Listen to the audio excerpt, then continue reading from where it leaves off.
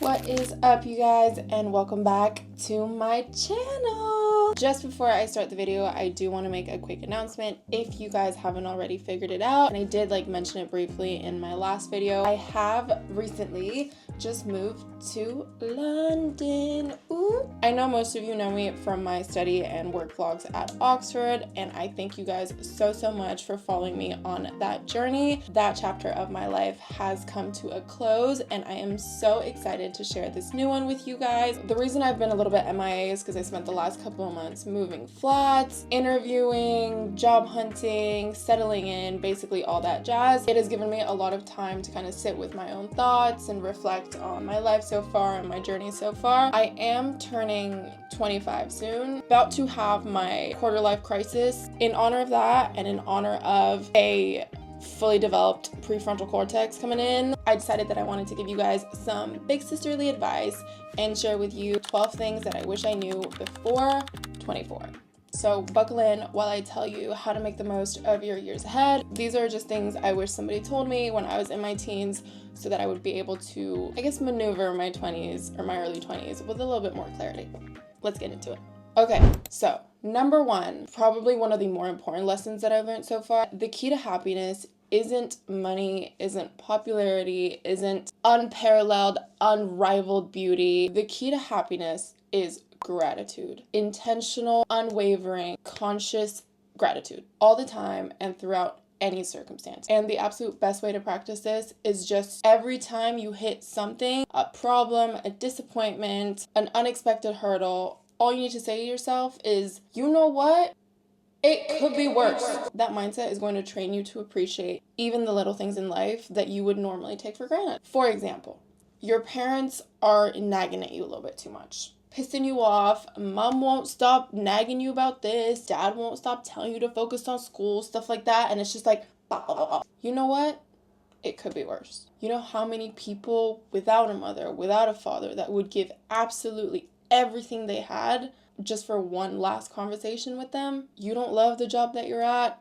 It could be worse. You know how many people are unemployed at the moment? Imagine what they would give to be sat at your desk, doing your job, making your money. And retraining your mind into thinking this way will completely change your perspective and how you view and tackle the world. You will start consciously noticing how many blessings and positive things you already have in your life. And they can be as simple as food on the table, legs to get up and walk around in, a roof over your head, sunshine in the morning. Practicing gratitude will slim how much real estate negative thoughts and circumstances will take up in your mind. Be grateful. If you look not even that hard, you're going to see there is so much in this world to smile about, even when it doesn't feel like it. Numero dos. This is something my mom told me all the time growing up, so she's gonna love this one. Make big problems smaller and smaller problems non-existent.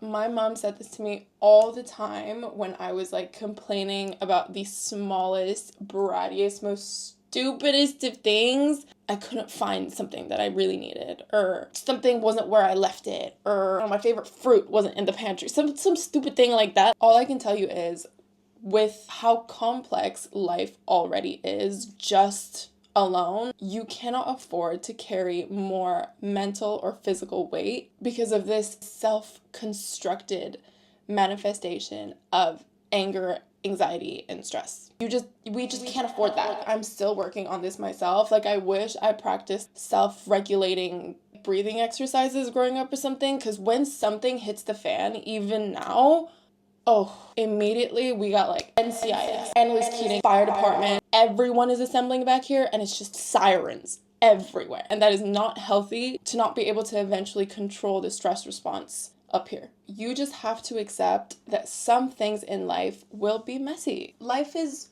annoying. Some things will just happen, and you just gotta be like, really? Really? But then we move. Life goes on. The page keeps turning.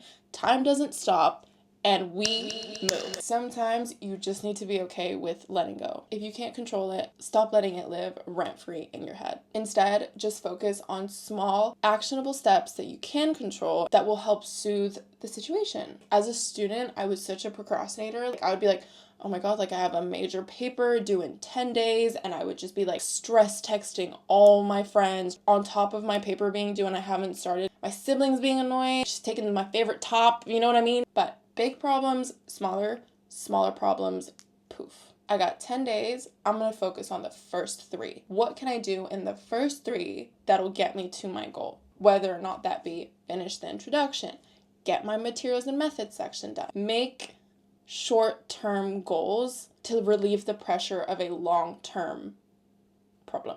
And step 2, it's never that serious. Find a different top. Your sister probably looks ugly in that top anyway. Like, let her. As time passes, learn to minimize what you call problems. And all of a sudden, life ain't that serious. And we can get moving onto the serious things. Okay, number 3, which is kind of similar to the one before, but is so important still. So keep listening. Don't be afraid of and upset at things you can't control for too long. Like, it's okay to crash out here and there. It really is. I am CEO, CFO of that committee. But after that, you need to think of your noggin like a home. You spend so much time, money, investment into getting it beautiful and exactly how you want. After doing that, you wouldn't let some random stranger at 3 a.m. come in and trash the place. You just wouldn't. There will always be storms and bad weather outside, negative opinions, gossip, anxiety after overthinking, unexpected setbacks, failures. These are just things you are 100% going to run into, and they are out of your control. What you can control is this home. If there's rain outside, you keep your window shut, and if you need to go outside, umbrella, consisting of self-trust, resilience, and calm. You know yourself, your character, your potential, your value. As long as you are sure about you, as long as that relationship, which I would argue is the most important relationship that you build in life, as long as that is secure, nobody will be able to touch you. Bad grade, that's fine. I'll study harder next time. I know that I can do it. Somebody thinks poorly of me, that's fine. I know myself, my loved ones know who I am and what I stand for. That's enough. Why would I give weight to somebody else's opinions when their presence in my life doesn't change anything about my circumstances? An opportunity that you really wanted slipped away, that's fine. I know that a better one is coming because I believe in my potential and I believe that I can work towards greatness. Don't get me wrong, these things that I'm telling you to do, I'm working on doing them myself, and they are definitely not easy. It takes a conscious effort to check yourself every time you're spiraling. The best way I've found to regulate yourself is that when something stressful pops up, ask yourself, can I do something about this situation? Really? Is my worrying going to do anything for me in this circumstance? If the answer is no, release it. Breathe and remind yourself that everything will be okay in the end, and if it's not okay, it is not the end. You'll be fine. Number 4. This is something that took me quite a while to realize just because I was growing up very wrapped up in trends and social media and things like that. But if my early 20s has taught me anything, it's that time and health are your most expensive and valuable possessions. Guard them well. People spend a lifetime chasing material wealth and indulging in superficial pleasures only to hit a point in their lives, for example, a hospital bed, where they would trade absolutely everything they had just for more time. But there is one reality that unites all of us, and it's that one day, you, me, all of us, we are all running on limited time. We know how the story ends, and all we can do is make sure that that middle portion is lived well. To do that, you need to invest in your health, eat well, exercise, take your supplements, pick up a sport. Ultimately, what investing in your health does is it gives you more time to invest. More health, more time, more life. More time to build something, more time to pursue your studies, more time to chase your passions, more time to build bridges, more time to change your life, to change somebody else's life, to travel, to keep learning, to fall in love, to fall out of love, to fall in love again, to find yourself, to lose yourself, and just do that over and over as many times as your heart desires. Just on the topic of like investing your time wisely, just like side note, but very important note, please invest a good portion of your time in networking. I genuinely wish this was something that they emphasize like in high school or when I was younger. My curriculum trained me to obsess over grades and like success on paper, but never once does it really highlight the power of people. The world 101% runs on human connection. Opportunities, insights, mentorship, they come from conversations, not textbooks necessarily. Valuable knowledge is passed down through stories, through experiences. Do not pass up on somebody just pulling you to the side and telling you, hey, I got something to share with you. Because make no mistake, it truly just takes one conversation, one introduction, one exchange, and one link to change the entire trajectory of your life. One person who believes in you, one mentor who drives you and inspires you, one friend who recommends you, one stranger who notices you. Build bridges absolutely everywhere that you go. Yes, good grades will get your foot in the door, but people really are the ones that help you stay, help you grow, and hit really that upper mark of your potential, which you might not see yourself yet, but somebody else might, you know? And flip side of that coin is stop giving even just one more minute to people or habits that drain you and are just unproductive to your life. You are who you surround yourself with. You need to surround yourself with people who have the same values that you do, the same goals that you do, same vision for life as you do, and push you towards a better life. Invest in your health and spend your time wisely. Because someday we are going to run out of some days, and all that will matter is whether we lived well. Okay, lesson number 5. Build rare combinations within yourself. From a young age, we are consistently driven towards excellence, right? It's kind of the dogma of school. The truth is, you don't necessarily win by being the best. Because like 9 out of 10 times, someone's probably better than you at something. So you don't necessarily have to win by being the best, but you can win by being weirdly specific. By that I mean, maybe you're not like the musical prodigy, the absolute ace of piano. I don't know. But you're a decent piano player. You speak 3 languages, you play football, and you can edit videos really well. Maybe you're not the best soccer player in the world. You're decent. On top of that, you can dance, you can rock climb, and you can hold a conversation in Spanish. These little random looking puzzle pieces that kind of fit together to create you, that makes something that nobody else in the world can replicate. If you're not a math prodigy, if you are not the next Shakespeare, don't worry, because your uniqueness isn't found in one skill. It's found in a blend of things. Consistently invest in building these weird combinations. If you have a passion for something, chase that. Music and coding, sports and jazz, languages and medicine, I don't know, K-pop and science. If you have a niche passion, don't ever think it's stupid or not worth your time. Whatever you are curious about, please chase it. Don't stop being curious, because the day that you stop being curious is the day that you just stop growing.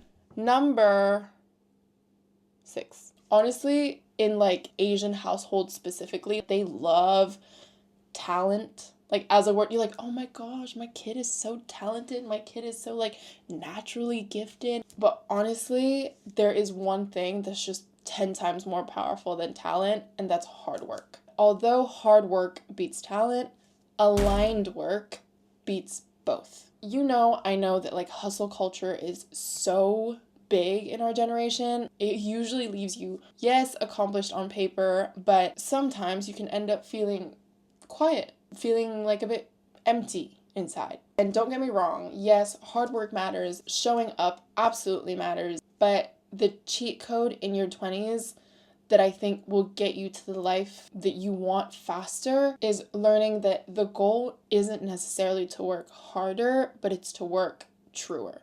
When your effort matches your essence, when the things that you're building aligns with who you are, what you value, and where your passions naturally lie, that's when everything changes. For me, throughout my academic and professional journey, I've become pretty, I would say, decent with anything that's computer related. So like presentations, public speaking, data analysis, Excel. I could probably do a decent job in any role that incorporates or values these skills, probably. But my heart, that is biology, biomedicine, human health, advancing human health, that's where my passions lie specifically. And the work that I would do for anything else would just never compare. Not in meaning, not in momentum, not in grit, not in the way that working alongside my heart would fuel me rather than drain me. I do want to acknowledge that being able to work in your passions is a privilege. I get that a lot of people don't get to pick their truest path. Sometimes you just you gotta go for what's there, right? Beggars can't be choosers. I get that. But even with that constraint, there are usually ways to lean just a little bit closer to alignment. For example, through the projects that you take, the hobbies that you pick up, the people that you meet, the skills that you develop on the side, interests that you pursue. These are all things that you can do to steer yourself in the direction of your heart. When you finally get a taste of that aligned effort and aligned work, trust me, everything just changes. You don't feel drained anymore. You feel directed, on point. Your hours at work start feeling less and less of a sacrifice and more like an investment. When discipline stops feeling like a chore and feels like steps towards freedom, that's when you know you're winning. If you're there, congratulations. If you're not, we keep moving. Okay, number 7. Let the record show that I mean well by this. Better a whoops than a what if. Basically, overthinking, being anxious tends to kill dreams and dull your ambition. Oh my God, what if I'm not good enough? Something could go wrong. Like this, I just don't feel like the timing is right. All that is going to keep you sat instead of out there living, sussing out the world, making mistakes, learning from them, experiencing life, meeting people, seeing the beauty that there is to see in experience and in mistakes. You are not going to live if you are scared to make mistakes. What if people judge me? What if? All this overthinking will trick you into believing that being overly cautious is wise, is you being responsible. You need to know that courage doesn't exist when you are stationary. Courage lives in motion. After you put courage in action and actually take that leap, that's where you will grow the most. Send that message. Apply for the thing that you've always been scared to apply for because you were scared you weren't good enough. Book the flight. Approach your role models. Ask them about their life story and what they've learned. Who cares if you look like an idiot if your intentions are good and pure? Start the project that scares you a little bit because it matters a lot. Pursue the person you love. Worst case, honestly, you cringe. You embarrass yourself maybe a little bit to people you probably won't ever see again. Most importantly, you'll learn and then you'll recalibrate onto better things. Best case, which is what's important because we're going to choose to see our life glass half full. You meet the version of yourself that you would have never found had you chosen to settle for comfort. You build your ideal circle and you build the life that you dream of. All from being brave enough to take that first. Honestly, more than like half, I would say like 60% of the things that I've gone for and just kind of shot my shot at were things where I 110% and then some felt really out of my depth. I'm not good enough. I know I'm not the smartest person in the room. I know that way more qualified and brilliant people are going to be in this room with me. I just don't know if I can do it. What overthinking does, if you leave it unchecked for too long, is it will make you doubt your self-worth. What's important to keep telling yourself is that if you are afraid or intimidated by an opportunity, you are in the right place because nobody grows in comfort. You shoot your shot. So what if you are surrounded by people who are 10 times better than you? You might meet somebody that realizes your potential. Again, potential that you don't even believe yourself that you have, but somebody else will see and make you see that and realize that. B, you step into circles of people who are way more qualified, much smarter, much more ambitious, much more successful. And that's the best place you could possibly be. You want to surround yourself with people that inspire you. If I didn't shut that like annoying voice of self-doubt down over and over again, I wouldn't have my dream degrees. I wouldn't be working alongside my passion, wouldn't be living in a dream city with my best friends. Most importantly, I wouldn't have this platform. And you guys, like my fear of judgment would just have left me frozen. Action feeds life. Fear builds regret. It's so important to remember that the first step, that first leap, will never just be that first leap. So don't think like, okay, I'm gonna do this, and if I fail, everything tanks. No. Everything in this life is a chain reaction. You just need to kind of spark that first little flame, and you will gain experience, you will gain insight, you will gain wisdom, lessons, people, connections. You will always gain more from doing than not doing. Always. One of the worst things in life is regret. I promise you that regret will show up years down the line when you're just perhaps chilling in a life that is subpar, a life that disappoints you, a career that you don't love, a circle that doesn't represent you accurately, just circumstances that leave you longing for more. And when you're sat in those circumstances by yourself, you will be asking yourself who you could have become and the life that you could have built if you just went for it. So the cost of never taking a risk is spending the rest of your life wishing that you had, and probably sleeping with the fact that you settled to live a life smaller than what you were capable of. And that is terrifying. So don't do that.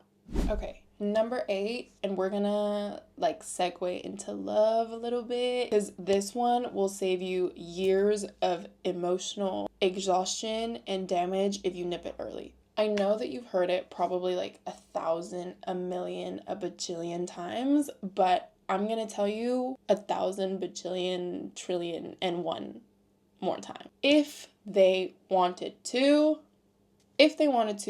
they would. Love should never require any form of decoding. If someone shows you how they feel, I beg you just listen. If someone wants to show up, they will. If they truly support you, they'll push your dreams like they themselves are invested in it. They will make sure that you rise to the potential that they believe that you have and that you should believe for yourself. Like, they will help you get there instead of dragging you down with petty arguments, petty nonsense, selfish gaslighting, none of that. If they cared, you wouldn't have to repeat the same concern more than once, because they would change for you, because your comfort is that important to them. Your security and your heart and your peace is important to them. So they would never do anything intentionally to jeopardize that. If the love is there and if they love you, they will do everything and anything and then some to make sure that your heart is safe. If there's anything that I love about social media, is this movement of setting your standards high and being okay with setting your standards high. There's this whole kind of idea of not settling, wanting tenderness, effort, protection, security, and you should never ever lower the bar just because you're lonely, just because you think the pool's finished, or you start to think that you're asking for too much. Never ever lower your standards. There will be somebody who ticks these boxes for you. Somebody who will put in as much effort as it takes to tick these boxes for you. Someone who remembers the tiny details about you, how you take your coffee in the morning, what your favorite flowers are, like a random important detail that you mentioned in passing. Someone who steps up when you're struggling, who doesn't let you face problems alone. Someone who loves your family like they were their own. Someone who takes time to understand your emotions and not dismiss them or gaslight them. Someone who always wants to be by your side and make sure that you're okay. That somebody is out there. Yes, chemistry is cute, butterflies are cute, but what's absolutely golden and will sustain a relationship and make sure that this decision, that is finding your partner, which is probably the biggest decision and the most important decision of anybody's lives, is when you can confidently say that the person that you're with brings you consistency, comfort, security, stability, support. Anybody can say anything. Words are the easiest thing for somebody to give. They can be cheap. They are most often romantic, rehearsed, but actions are rare, and actions require genuine effort. Actions are hard, but there is no love without intentional action. Judge them by what they do, not what they promise. Please trust me that the right person won't just tell you that they care, but prove to you through everything that they do that you are in the forefront of their brain. They will prove it so clearly that you never ever have to wonder. Side note, if you're young, your age starts with a 1, back to books. Focus on studying. That boy, that girl, they can wait. Just focus on your books, focus on your education. I don't even want to hear it. If your partner is ever giving you grief and you have to choose between puppy love and an education and your goals and focusing on yourself, I beg you choose this one. This one. Education will always give you leverage. Okay? A boy will text you back, yeah, will tell you look good, yeah, but okay. So basically, I filmed the first part of this video a couple days ago, and then a couple days ago, it was like 7, 8 p.m. at night. I had dinner plans, my camera died, and I was like, you know what? I'm just gonna go charge it for like a quick 15 minutes and then finish the video. I charged my camera, come back, my mic's dead. I took it as a sign. Today's just not the day. I'm gonna pick up next time. Welcome to next time. Let's keep this going. Focus on your studies and yourself if you are young, okay? And I promise you that the right person will not just tell you that they care, but they will consistently show it through you, through their actions, so that you never, ever question it. Number 9, people will remember you by how you made them feel and whether or not your actions align with your words. I feel like you can spend your whole life just raking in accomplishments, titles, trophies, but the truth is these things will eventually collect dust. What truly imprints and will linger even after you leave a room is your warmth and your humanity. My biggest inspiration for this point is actually my father. I think everyone who's met him and spoken to me about him always compliments his humility and his generosity, and it truly never goes beyond that. True influence is never measured by status or power or titles, nothing like that. It is measured by the way people just, when you're around. Just because your presence feels safe, or it's when people open up around you because you make them feel heard, or become vulnerable around you because they know that they're loved. So just be kind to everyone, even when you don't have to be, even when nobody is watching, even when the world feels like it's crumbling. Be kind. Give out compliments for free. Give out good mornings and good evenings for free. Listen without waiting to speak. Smile at strangers. Forgive faster. Love as loud as you possibly can. Not because you're trying to be perfect or saintly, but choosing kindness means choosing to leave the world brighter than when you found it. That is the true purpose of us being here. And the best part is, by doing this, by choosing kindness, unconditional kindness, you will become brighter as well. Kindness will soften your spirit, soften your outlook on life, brighten situations that you might not see any brightness in, widens your perspectives, deepens your sense of emotion, deepens your sense of connection to other people. It makes your own life even more rich and even more grounded because you actively choose to move through it with an open heart instead of a guarded one. The more light you give, the more light you will let in.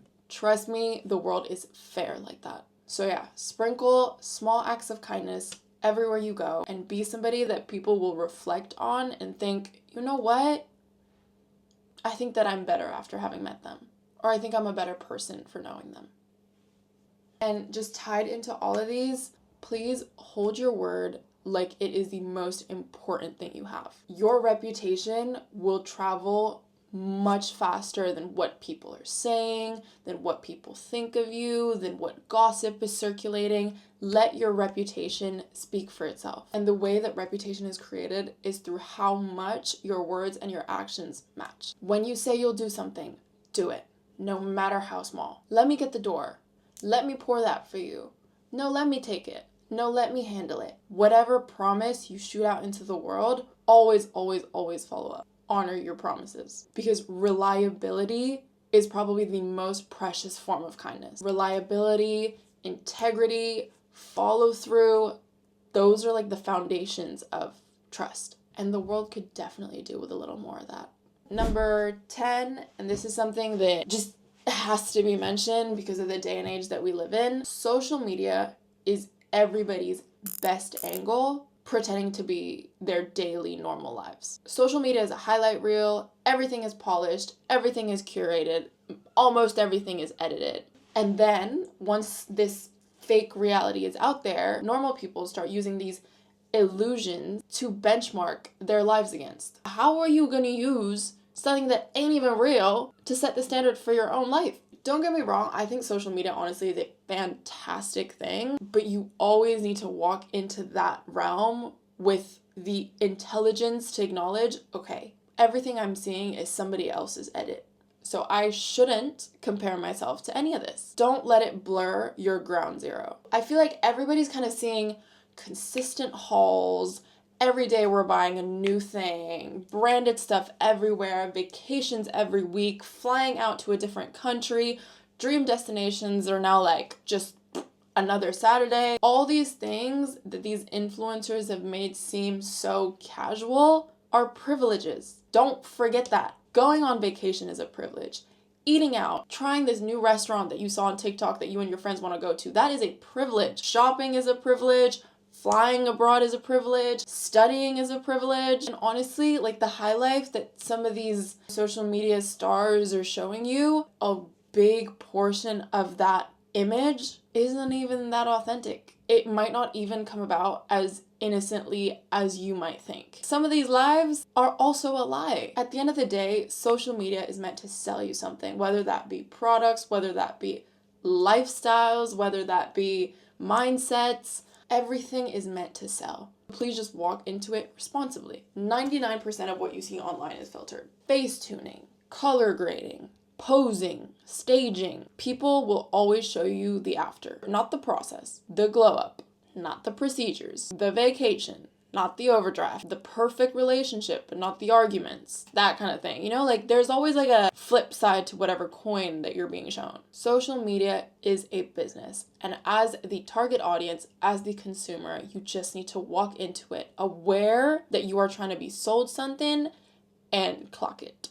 It's easy to start feeling like your own life is so bland or so mediocre. Why am I not doing this? Why don't I look like this? But remember, perfection photographs really well, but true peace is quiet. And the quicker that you realize peace is what you're after versus perfection, the lighter you will feel and the more fulfilling life will be. In real life, peace is something as simple as waking up without dread, loving what you do, being surrounded by people you love, spending quality time with people you love, acknowledging your blessings, laughing freely, being able to move, waking up to sunshine, building confidence, keeping the promises that you make to yourself. Really, it's a life that doesn't need validation to breathe. I'm a huge Instagrammer myself. Like, I get it, but I always remind myself and try to keep myself in check that building real peace is more important than chasing aesthetic perfection. At the end of the day, when your phone is off,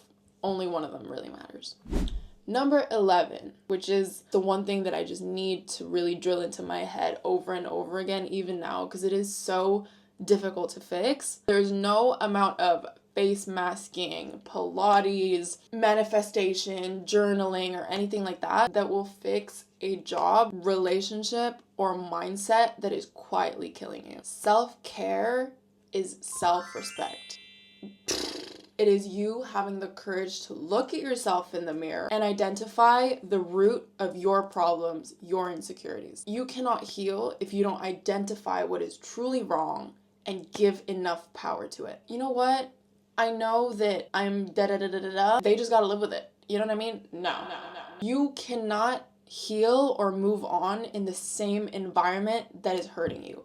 Whether that environment is your mindset, your habits, your insecurities, your traumas, or your own thinking. You have to face and sit with your insecurities. The most common one is people who tend to find themselves in a toxic relationship or friendship over and over again. I'm no psychologist. These are just my own observations of people. People who like consistently find themselves in a toxic setup typically feed into this constant conflict reassurance cycle, which touches on their deep insecurity or deep fear of being abandoned. I'm gonna piss you off so that you react, and from that reaction, I get the validation that I'm looking for. Ultimately, it tricks your nervous system into thinking that chaos and passion are the same. You might cling to people who you know aren't good for you just because those crumbs feel better than being alone with your thoughts or your insecurities. You can leave a toxic relationship that was draining you just to fall right back into this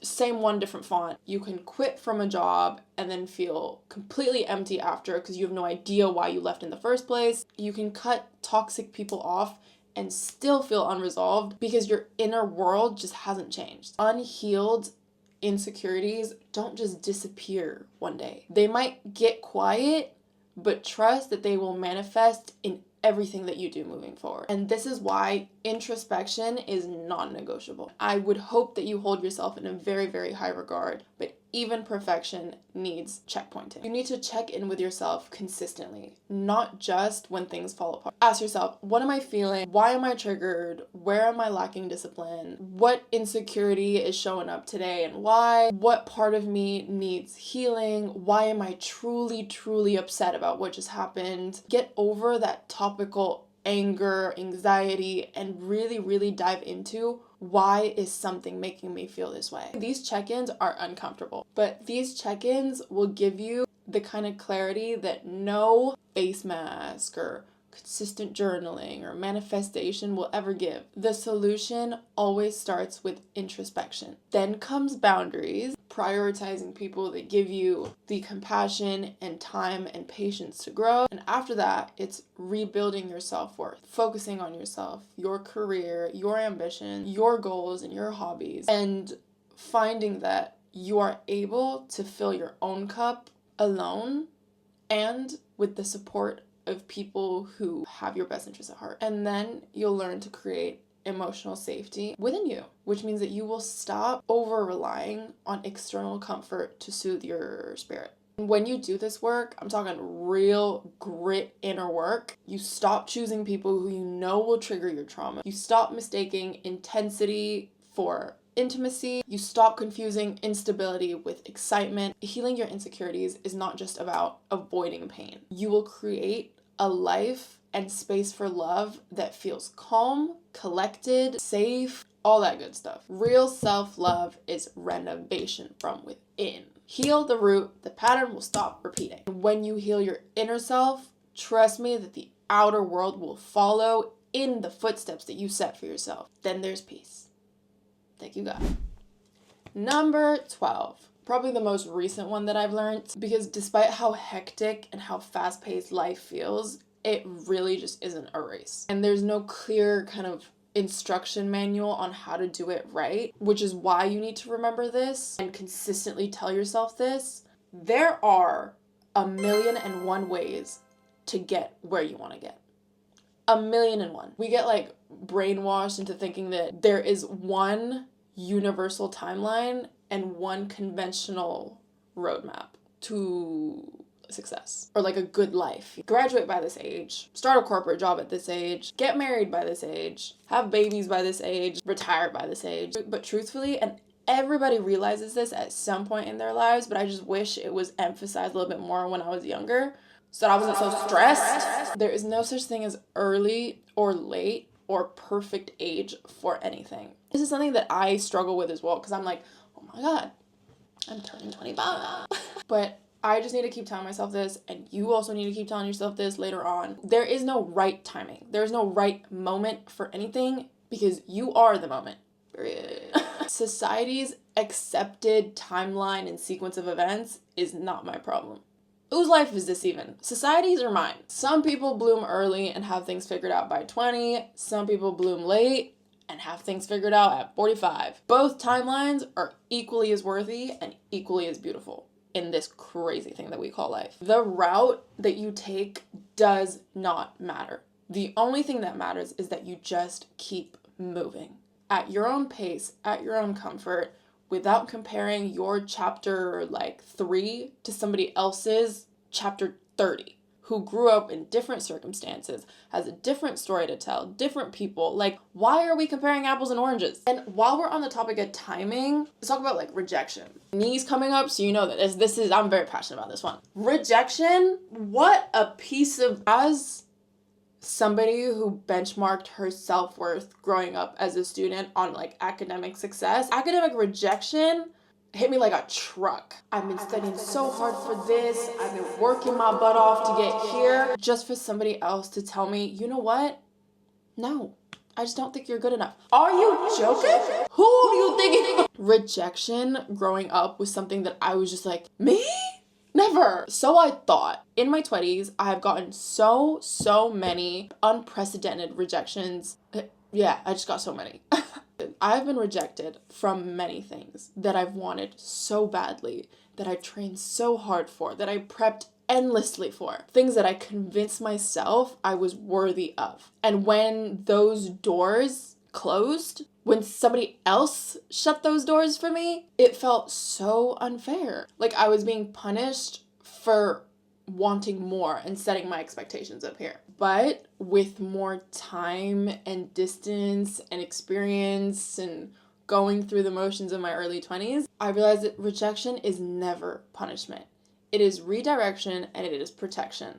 Protection that you didn't even know you needed. I used to have really bad anxiety, but now I feel like I'm managing it. And one thing that's helped me manage it is telling myself over and over again, both as a woman of God, but also just time and time again, this has been proven correct in my life. What is meant for you is already written in stone, in the stars, in the crust. Anything that you are denied in this life is honestly just something you were never meant to have. I cannot tell you enough that every opportunity or every rejection that I've received helped me in some way get where I am now. Was it easy? No. Was it tasty? Absolutely not. But you will never be able to see the blessing that is rejection until you're looking at it in hindsight. Everything just kind of unwraps with a divine logic that only makes sense after you've lived through it. So if you are somehow in some form in the absolute trenches of rejection, keep going,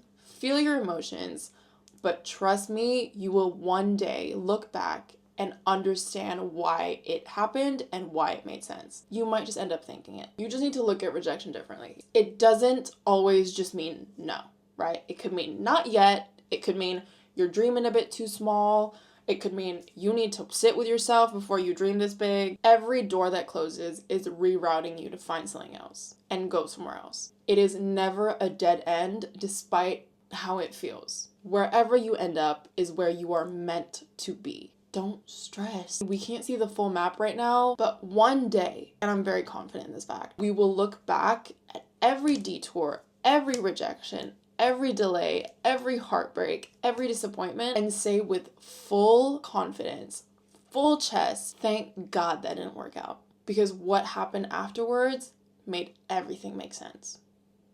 Well, there you go. Those were 12 things that I wish I knew before 24. Honestly, these lessons are in no way things that I've perfected myself. This is me sharing with you the things that I need to work on as well. Trust.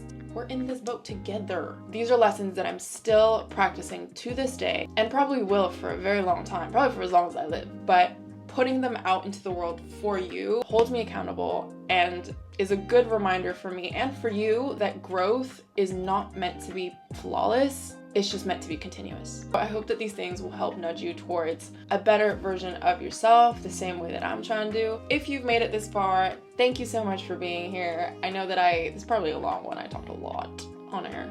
Thank you guys for always showing up to my content. I say this all the time, don't I? But I do have a bunch of videos and vlogs coming up, so please stay tuned for that. And if you want to see anything in particular from me, please do drop a comment down below and I will do my best. Now, I hope that you go out into the world, romanticize the version of you that is learning, and just don't forget that you are not meant to get anything spot on perfectly. That is not why we're here. Just live. You're doing great. And you should be very proud of yourself. Right. I need to eat. I'm starving. So I will see you guys in the next one. Bye.